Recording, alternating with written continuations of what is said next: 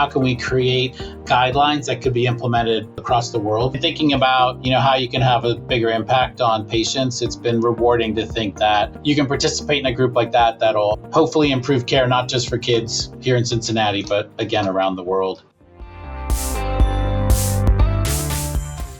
Welcome, everybody, to the Did You Know podcast. Did you know we are exploring issues in physical therapy research, practice, and leadership?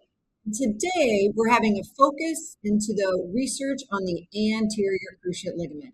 My name is Jill Thein-Nissenbaum, and I'm a physical therapist, a professor in the University of Wisconsin Physical Therapy Program, and I am contracted to the athletic department to provide care for the Badger athletes. And I am Brody, and I am also a physical therapist. We're both board certified in sports, and I'm a professor at Rocky Mountain University of Health Professions, and in a sweet little private practice with my sister called Start Strong PT. Yeah, great business partner. I know where she lives.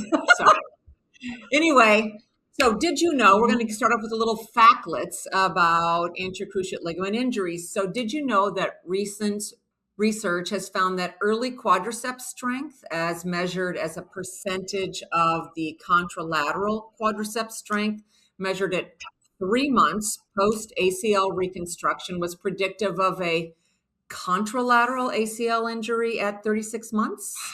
That's amazing. And that those athletes, the mean age was 15.1 years, who had a limb symmetry index less than 80%, were 4.4 times more likely to sustain a contralateral ACL injury, but less likely to sustain an ipsilateral ACL injury.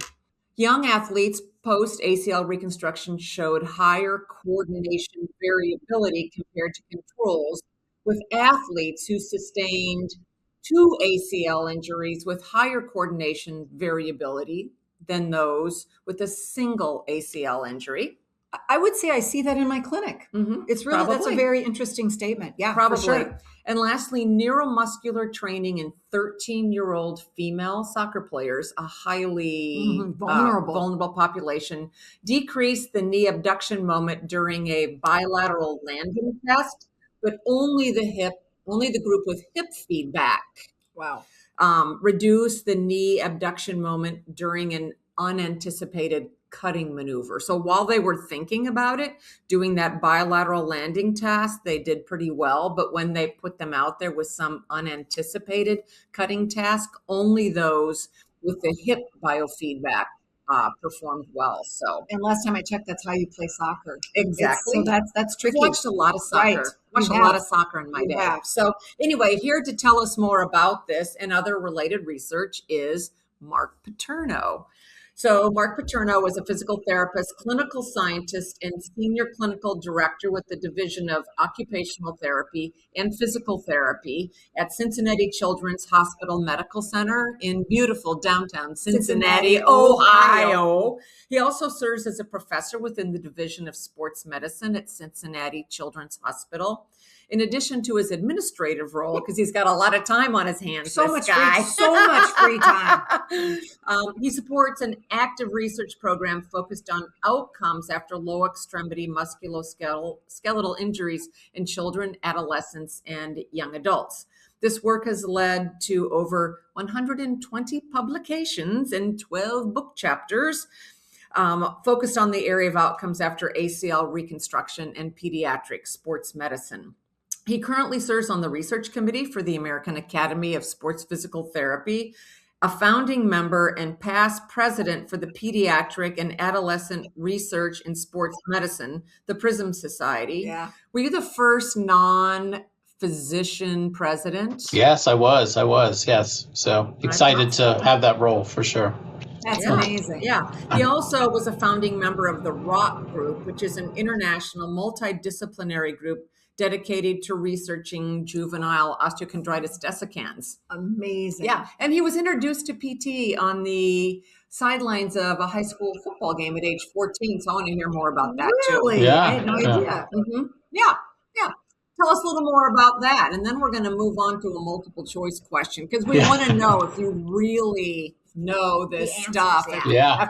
After 120 publications, do you Yeah. really know ACLs? It's kept me busy. Yeah, no, actually, I've been involved in PT for a long time. Actually, Steve Hoffman, who's a PT in Pittsburgh, I worked for him, and I loved sports when I was younger, but probably wasn't quite good enough to play in the football team. So I had an opportunity to be a student athletic trainer on the sidelines, which, again, if Steve introduced me to the world of PT and had a good opportunity to work as an aide in his clinic and really kind of showed me opportunities within physical therapy as I was kind of going through high school, and then ultimately went to PT school. So yeah, I've been engaged with PT for a long time, for sure. So yeah. And what an incredible mentor. I Yeah. mean, just to have Steve Hoffman as your mentor is just an absolutely incredible gift. Yeah.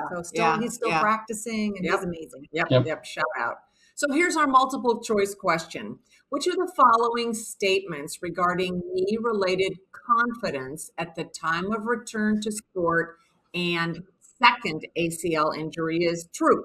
ACL injury risk is true. A, athletes with low knee-related confidence are 2 times more likely to sustain a second ACL injury.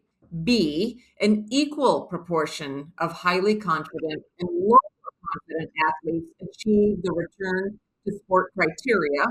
C, failure to meet return to sport criteria is predictive of a second ACL injury. And D, athletes with high knee-related confidence and meeting return to sport criteria were 10 times more likely to sustain a second ACL injury. Yes, as much as we'd like to say C, it's actually D. So folks who meet return to sport criteria and have a higher confidence actually are more likely to sustain that second ACL injury. So tell us more about that. That's incredible. Yeah, because I would have never guessed that. Counterintuitive. Yeah. Yeah, no, it's been really interesting. One of our studies has looked at that, and we assumed the opposite would happen. We thought, boy, if you are meeting your return to sport criteria, we think, boy, you're probably more likely to do well, which is not what we found. We found that if you meet those, what are probably universally accepted return to sport criteria of meeting strength, symmetry, 4 hop tests, and a patient-reported outcome, kind of the big 6 that are most frequently referenced in the literature, we would think you would do better. But in likelihood, what it is showing is those folks are probably more likely to participate in sports because they're stronger, they probably have better functional performance, and their self-report is better. But in actuality, they're participating more.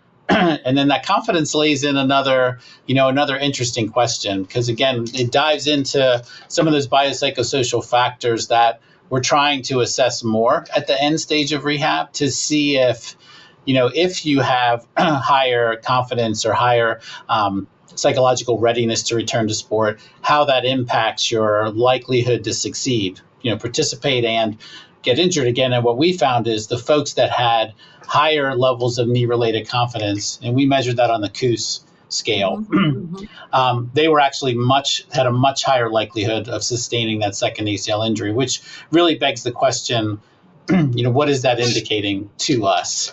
And so we're actually trying to dive deeper into that, thinking, does that indicate that that's somebody who participates at a more intense level or a more frequent level that may be, that may be kind of a surrogate or maybe more predictive of actually their likelihood to get hurt again is, confidence might be giving us a kind of a peeking through the window of how active or how intense they're participating.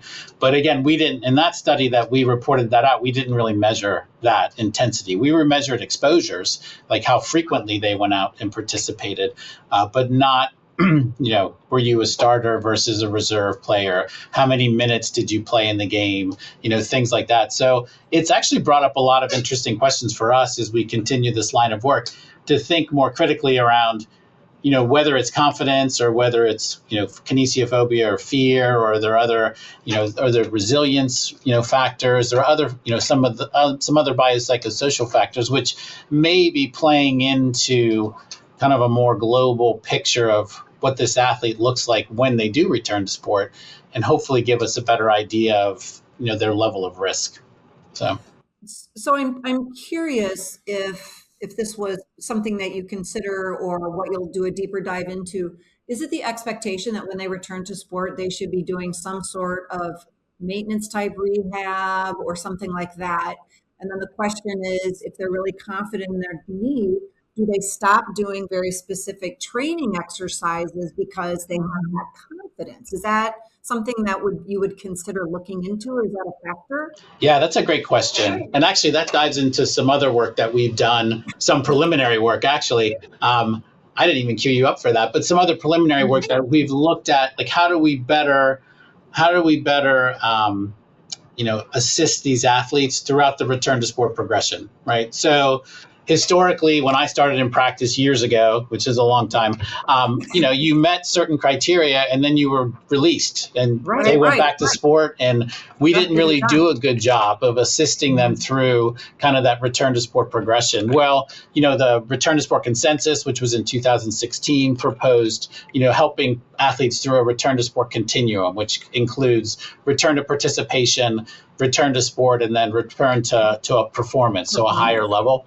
And which really that's kind of for us, we've thought really critically around how do we as therapists assist through that journey, right? So if you meet criteria that you are allowed to start those, there's still a lot more we can do as clinicians to help facilitate a safer progression back to activity. So we, in our clinics, that's an area that we've tried to focus on, is not just saying you've met your criteria and now you're good to go, but now that you've met criteria, how are we helping you through that return to sport progression, which I think is part of it. And actually we've looked at, some of my colleagues here have started looking at things like confidence and also the association of how much you're participating or how much you're engaging in PT through the return to sport progression and your likelihood to have a successful outcome. Do you continue to participate? And hopefully we see less injuries as well. But that gets to another area of research, which we've done some preliminary work, which is around booster visits. And so we've seen booster visits with low back pain or knee OA and seen it be very successful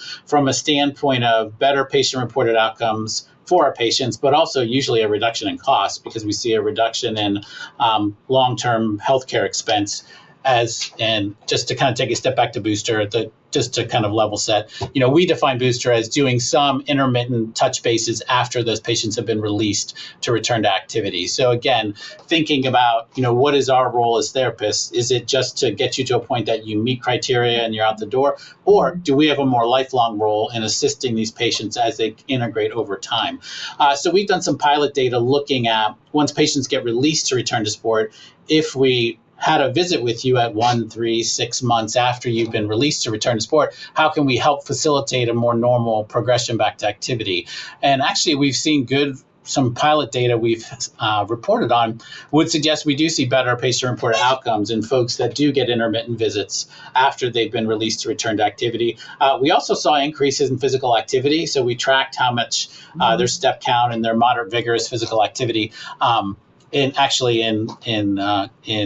probably as a result of some of the work that's come out of Wisconsin that looked at altered physical activity after ACL reconstruction and return to activity. And what we did see with the booster visits is the kids that we enrolled did seem to be a little bit more, had a higher level of physical activity, as opposed to folks who didn't have a booster visit, who tended to probably reduce their physical activity and their sports participation after. So, Jill, your question's a great one. Like, hey, how can we as therapists maybe assist through the return to sport continuum, which I would argue we have an important role at the point that they are meeting criteria, but transitioning back to sports.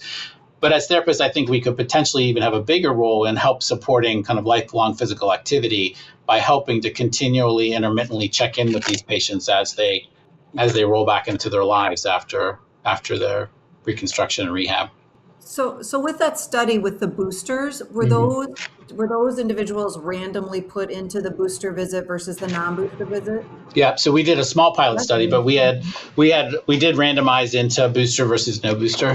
And again, we had follow-ups at 1, 3, 6, 9, and 12 months after they were released to return to sport. And, the booster visit was really just a check-in. They would come in for tell us how you're doing. We'll reassess all your return to sport criteria and talk about maybe how you could address either some concerns that the patient had subjectively reported or anything objective we may have been noting at the time.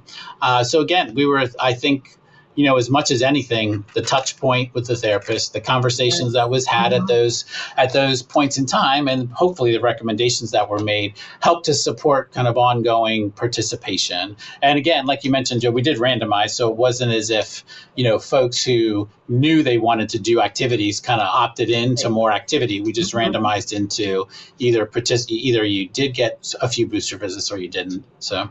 That's amazing. Wow. So, going back to the discussion about the difference between confidence, no confidence, and what are you picking up and actually assessing there? One of the things you talked about was the intensity of return to activity. So, it's not just measuring minutes, because not all minutes are the same.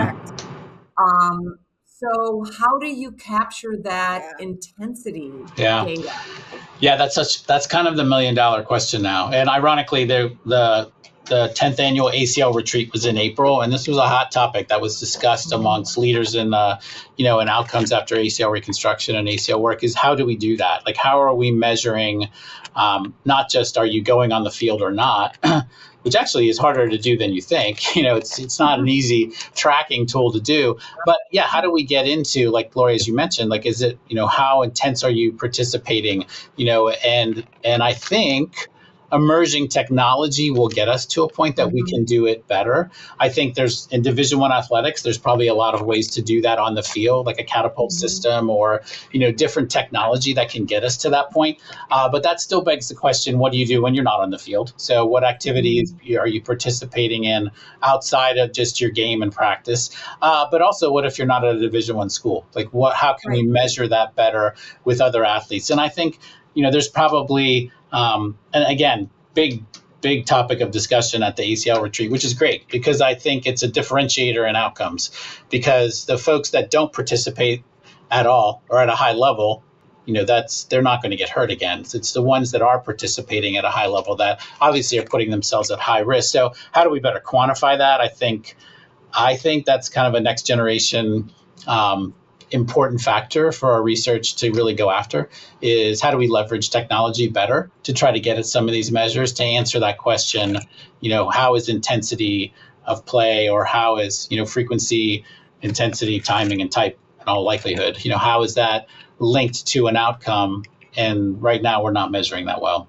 So I think that's going to be one of the hardest things to measure. I think about some of our athletes who, if I just look at their data from their wearables, it's going to show that they were running a lot and they had high speed and they did acceleration and deceleration. But still, when it comes down to perhaps a one-on-one with a tackle, do they pull back or do they dive in there? And I think that's part of, I have no idea how you would measure that. Right. And I think it's similar in the concussion literature, where the people are, how intensely are you out there playing and hitting that other person? It's really difficult to measure.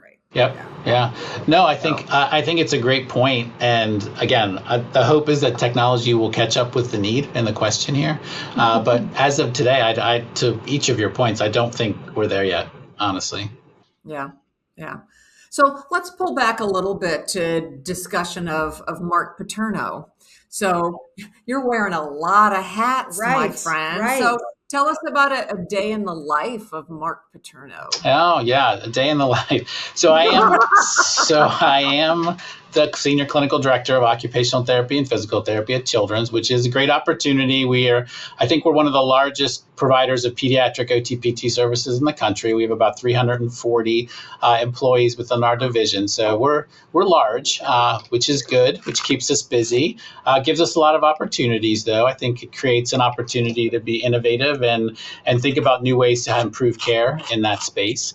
About 45 of those PTs are only doing orthopedic and sports, which is how I kind of walked into Cincinnati Children's, more on the orthopedic and sports side, but now have an opportunity to oversee the whole division, which is a much more diverse spectrum of OT and PT services than just orthopedic and sports. I do still see patients here and there, which is good. I like to keep my hands in that, and still spend time doing research. So again, trying to move some of these important research initiatives forwards has been a passion of mine for years. I've been fortunately been successful with some studies over the years, which has, again, given me more opportunities to grow in the space, and hopefully working more towards developing some interventions that'll help improve outcomes for these patients. So yeah, it keeps me busy. That's for sure. I'll say that.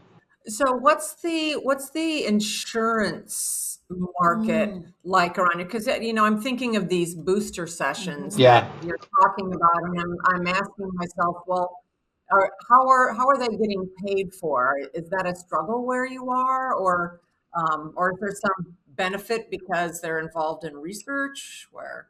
Yeah, so our booster study was a research study, so they all got the booster visits at a funded level, so they didn't have to pay, which is good that they had the opportunity to do that. And we hope that that literature and that line of work will continue to grow to a point that we can support that it is efficacious, and that we do think that it should be reimbursed because we see a better outcome and cost effective. Honestly, the argument would be if we can get patients back to a higher level of function and a higher level of physical activity, and hopefully have less second injuries.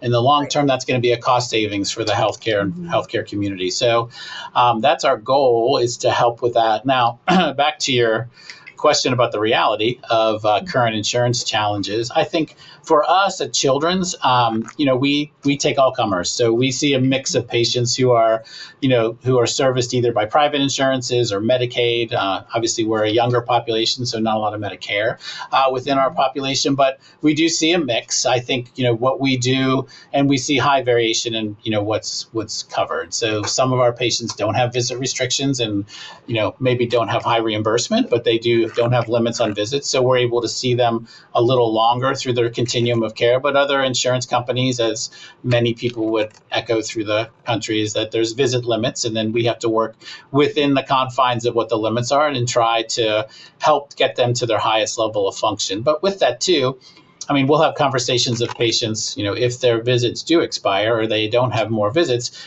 how can we be creative about helping? How is there opportunities for us to either provide some level of care that maybe is not insurance reimbursed? Can we partner with communities? If they work in their schools, can we partner with their athletic trainers, or can we partner with other community providers to hopefully get them to a point that they're continuing to get some supervised care, but maybe not something that's covered by insurance? So it challenges your creativity for sure. But I do think, that's a reality. And, booster visit's a great example. When we propose something such as more visits, that's one of the first questions you'll get is how are we going to pay for that? I think, and again, I don't have the magic bullet answer, unfortunately, but I do think it's imperative for us in our profession to continue to support in areas that we have support, that there's better outcomes for us to advocate that it should be a reimbursable visit too. So, but in today's climate, we kind of balance care throughout the visits that are available as best we can. So, do you do any group-based rehab for individuals who have had ACL reconstruction? In other words, when they get so far along in the process, do you do any classes or anything like that, where everybody who's about at the same level does some sort of physical therapist or athletic trainer-led classes through Cincinnati Children's? Yeah, so we've actually really started to dive in more deeply into the group therapy model. One of my colleagues, Christy Zawalski, has done a ton of work in this space. Yeah, and actually looking at how we can implement group models at different phases of rehab as well. So really trying to target, at different phases of rehab, there's different challenges that we think, some are addressed well in an individual one-on-one, and some maybe are addressed better in a group model. And to your point, Jill, maybe a group model is an opportunity that it's more of a less of an insurance-based delivery model, but an example where we can provide some oversight over care. And actually, what we would suggest is in a group model, especially in our population, which is a high number of teenagers, sometimes they do better in a group model. It's good when they have kind of some friends or some people in their tribe to help out, keep them motivated and help pushing them through. And so you see other people who are, experiencing a similar struggle and kind of going through that together. So we're really excited about that, and we're trying to innovate in that space to do more group work, not only for for those people who maybe have challenges with their insurance, but also just to provide better care. So we're still we're still in a learning space with this right now, but we're really excited. I do think it's a great opportunity to think creatively about how we can continue to provide care, but just do it a different way, honestly. So along that same line, what kind of work are you doing on the preventive side? Are there any routines or engagement with the community on the prevention end of the spectrum? Yeah, so there's a long history of ACL injury prevention at Children's that predates me, honestly. So there's a lot of work that's been done here over the years, thinking about, are there ways that we can engage in the community and provide prevention programs? The upside of prevention programs is most of them have been demonstrated to be efficacious, or to be that we've seen reduction in injury rates when they're implemented. The downside is implementation is a challenge, right? We don't see that, we're able to roll it out in the ages we like, in the, in the communities that we like seamlessly so that everyone gets it. And that's a challenge for us too, honestly. I mean, I think we have some contracts with area high schools, which will offer, try to support that if folks are interested. But we've actually probably had less interest in like programs on site where people are coming on site for ACL injury prevention programs. So, we do participate in education. We try to educate the community, let them know about, the advantages of participating in a prevention program, not only from a reduction of incidence of ACL injury, but in all likelihood, an improvement in performance, because we've seen that, improvements in performance with many of these programs. So, but it is a challenge. And, and I keep my eye on the literature too, to see what groups are doing it well, to see if there's a good implementation plan that has been successful to roll that out more, that we would want to implement here.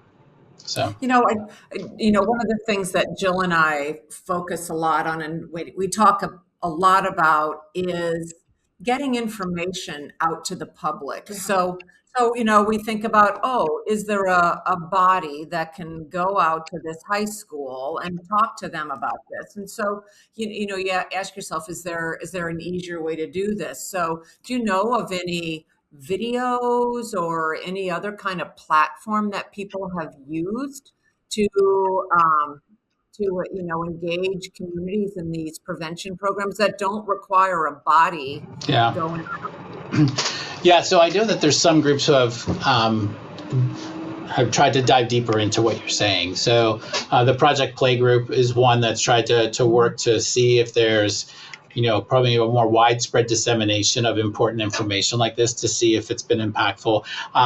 There's been some private groups like the Hospital for Special Surgery. I know they've kind of developed an app that's been more like an injury prevention app that they've tried to disseminate out. So I've seen it I've seen different attempts to do it, and I think it's probably varying levels of success, but I do think, to your point, Lori, I mean, education is part of it. I mean, people need to understand and appreciate and value that the time invested in something like a prevention program will ultimately, pay benefits above and beyond just performance, but hopefully keeping your athletes on the field longer and, in a more safe manner. But I still think there's just been challenges with uptake. And I guess, it's implementation. We see the same thing in healthcare. I think all of us would know. We could say there's a great innovation we find, and 17 years later, it's still not at the bedside, right? That's the old, the old wise tale. And I think it's similar with prevention. I don't know that we've kind of crossed the implementation chasm yet with that. And I think supervision and compliance is such a challenge in this particular demographic. I think if you say it's performance enhancement, they may have a little bit more buy-in, but they think they're invincible. And who needs a prevention program? I'm not going to be the one tearing my ACL. Well, and we look at the challenges with compliance for people who have already been injured. And so to say, if you do this, you won't get injured, they're like, really? For sure. So exactly. Yeah. So you've also been part of international groups like this consensus group on ACL reconstruction in the 10 to 18 group. You've been in like these large groups that are multidisciplinary, and then large groups that are just rehab focused. Can you talk a little bit about your work with those and what it's like to work as part of a multidisciplinary group? And you're bringing the rehab piece, but you have a lot of other perspectives. Yeah, honestly, it's been really rewarding. And so I can kind of speak to two specific examples. The one's the Rock Group, which is, again, it's primarily a team of orthopedic surgeons who are looking to see if they can take a condition that in any one site, most would say is not common, but when you look across multiple sites, you get a much bigger pool of data and pool of patients to participate. And it's been interesting to really, it's been really rewarding for me to participate from a PT's perspective, because again, the group, fortunately, the group of surgeons that I work with very much value rehab, and they appreciate that the rehabilitation is a key component of the overall care plan for these patients. And so being able to, sit in a room and kind of work collaboratively with that team, first of all, I've learned a ton. You learn so much about kind of the medical side and really thinking about how that's impacting what we do from a PT perspective, but also then having an opportunity to help create guidelines around care for that population. So thinking about, how we manage not just locally here at Cincinnati Children's, but how can we create guidelines that could be implemented across the world, really. It's been great. And thinking about, how you can have a bigger impact on patients, it's been rewarding to think that you can participate in a group like that that'll ultimately hopefully improve care, not just for kids here in Cincinnati, but again, around the world. Right, yeah. right. And the consensus panels have been really interesting too. So they're international consensus. And I was involved in a meniscus one a few years ago. Yeah. And now on the ACL rehab one that we're actually just finishing up right now and presenting some of the findings at the ESCA meeting next week. But it's been interesting because it's an international panel of both rehab professionals and physicians. So again, you get a much more international flair of how patients are managed, not just in the United States, but in other countries, which has been really, it's been very informative to see, again, even simple questions like how you manage patients, initially after ACL reconstruction or throughout the return to sport phase might be very different. And just getting to appreciate some of the whys behind that has been great education for me and really made me rethink, how we treat our patients here. Like, is there a better way? We all get stuck in our ruts of how we treat patients and we think it's the perfect way because we've done it for years. But right. I think kind of getting out of that, that mental box and being open to the fact that, there's probably a better way to manage these patients. And then again, being in a room or being on a Zoom call many times with, such a incredible cadre of experts in the field has been really rewarding. So I really enjoy it. Honestly, it's been a great opportunity for me to learn and given me more perspective on how we can better manage these patients. So were there any specifics you can think of where you kind of had an aha moment, right, based upon what somebody in another country does? Yeah, some of the biggest ones for me was about management of patients through the late phase and the return to sport phase of rehab. And not so much an aha, but more of appreciation for how diverse that management is, depending on, everyone's bias based on that, based on their background, but seeing kind of some geographical differences, but also appreciating like some folks really manage a unique group of patients. So maybe they're only dealing with professional football players in Europe, or, as opposed to really a more general population, which may be more representative of the majority of patients we would all see, right?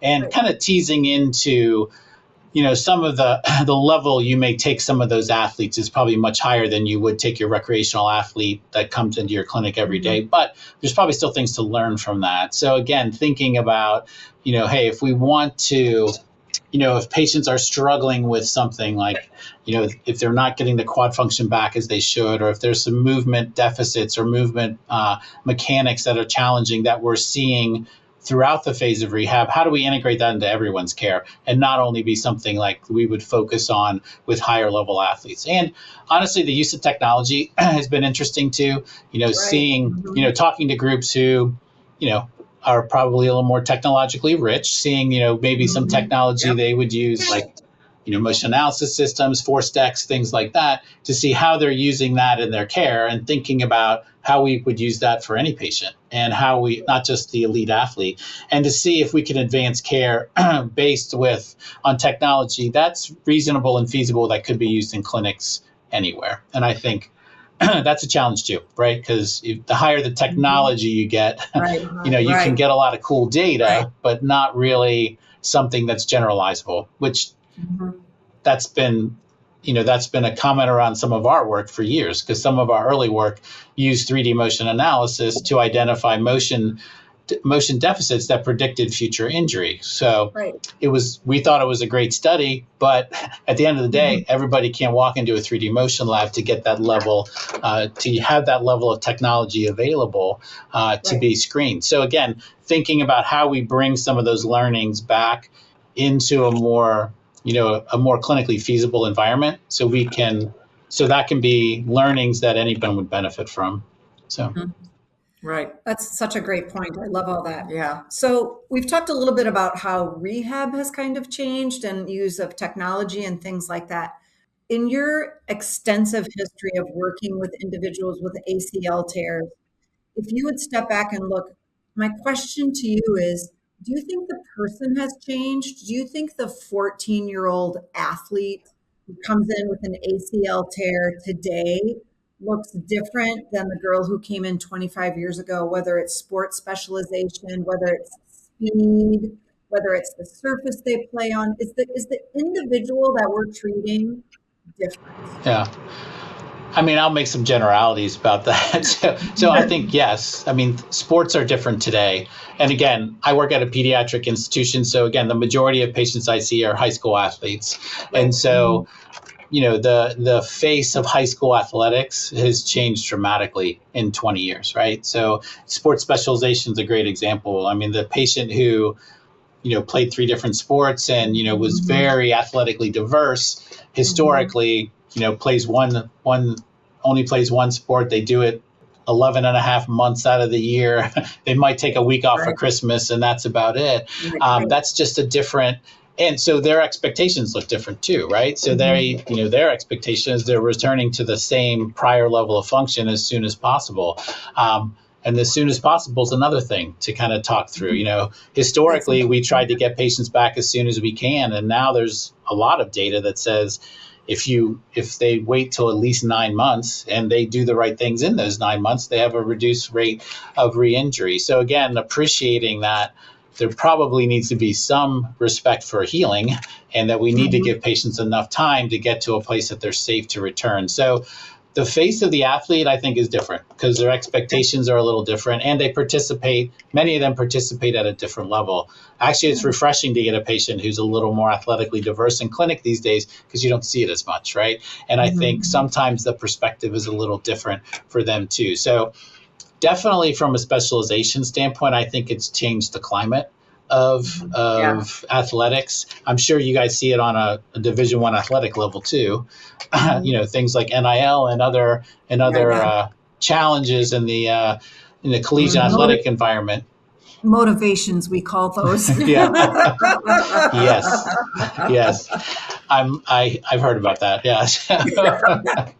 No, but in all seriousness, I mean, it's just very different. And I think, but how do we measure that? How do we incorporate that? It's a challenge, right? Right. Well, we're back to the beginning where you have these measures of return to sport criteria, and you measure those things, and maybe it's only 7 months and they meet this criteria.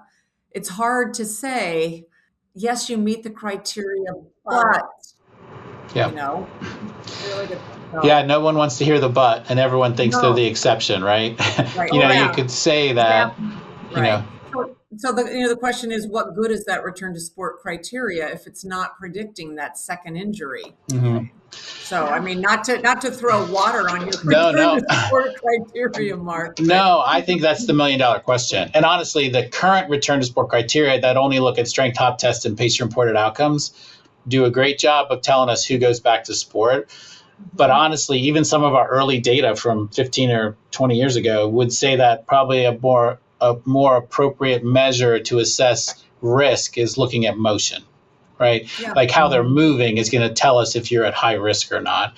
So we published our study in 2010, And we said there was 4 factors that we identified that predicted second ACL injury. 3 out of those 4 were motion related, right? And 1 was balance. So none of them were strength, none of them were hop tests, none of them were patient reported outcomes. So I think, and other studies have started to try to dive deeper into that question as well. And we've hopefully, we have some data that we're presenting this summer at AOSSM that's looking at motion again, but trying to look at it in a 2-dimensional system to see if we can try to, again, bring that idea of quantifying motion and having a strong, probably not one variable, but a strong group of variables that give us an idea of who's at highest risk to identify if you are at high risk or not. So then we can intervene, right? So if we know that the way you move, we believe puts you at high risk for second injury, can we do something to mitigate those risks to get you at a place that you have a reduced risk of injury? So, when we talk about the traditional return to sport to measures and adding in things like motion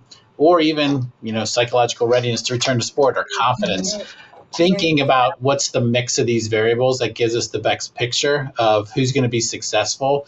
And we define success as able to return to your prior level of activity and you don't get hurt again. I think there's a new set of variables that need to be identified, honestly. So, yeah. So it sounds like capturing motion and that work is really important to you. If you had to think back over your 120 publications, and I know it's a lot to sift through in your brain, if you had to pick like your top 3, or which do you feel like were the most impactful or moved the needle most or provided the most robust information that was helpful, what would you pick? Yeah, that's a good question. So probably the 2010 study in AJSM. Statistically, it's had the most, it's been referenced the most of all my work. So I could say probably most people think that's important. But I do think it was an early study that identified motion as an important factor. And, as therapists who movement system specialists, that's right in our sweet spot. Like we should be focused on how do we improve how our patients move to try to improve their outcomes. So I think that, to me, that's, not just that I think others thought it was important. I really thought that was an important start to get into the discussion of how do we improve outcomes. I do think, one of the recent study that we chatted about initially about, what's the importance of confidence in this is another important work. Although it was a small subset of the population that we studied, it still starts to advance the conversation of it's not just how strong you are and how far you hop, but there's other things about that person, about that athlete that we need to consider when we think about their readiness to return to activity. So I do like that study. And I think that, it does highlight the fact that, boy, that's more than just what we're looking at now. That's 2. I'm trying to think of a third now. So that's an important one. Honestly, one that I wrote a clinical commentary with Kelly Fitzgerald about the booster visits. Right. And again, it's probably not one that's been read much or referenced frequently, but it introduced the concept of, boy, there might be a better way to manage patients.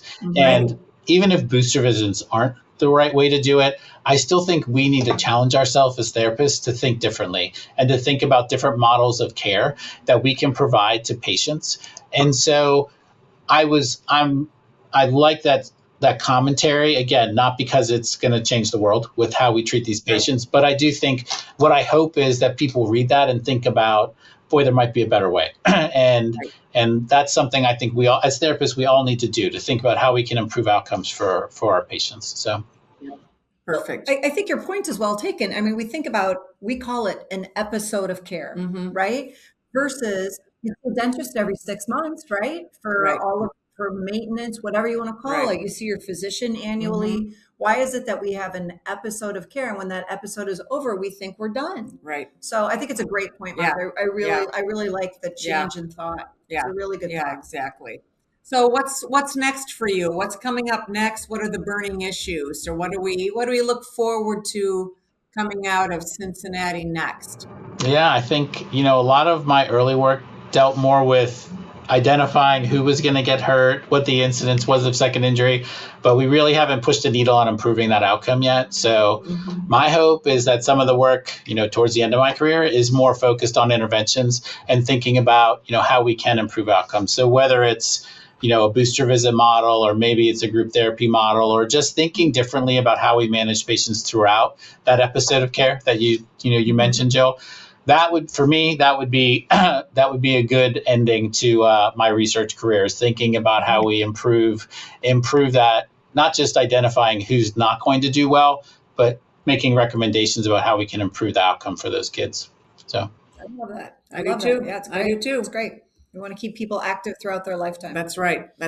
So exactly. So any final words of wisdom, anything else you want to share, anything we haven't touched on that you think is really relevant? I don't think so. I appreciate the opportunity to chat. I think it's been great to talk about ACL. I could talk for hours about that, honestly. So impressed that we got it done. That's right. Yeah. No, exactly. it's been great. No, and I appreciate always getting a chance to catch up with both of you. So thanks so much. Yeah.